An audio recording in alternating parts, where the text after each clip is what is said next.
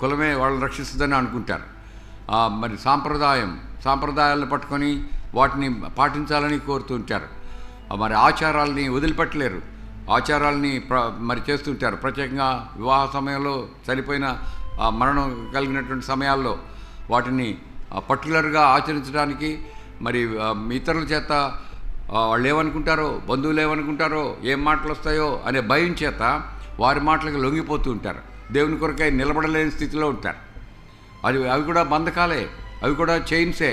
అటువంటి బంధకాల నుంచి విడిపించడానికి యేసుక్రీస్తు ప్రభువారు వచ్చినారు.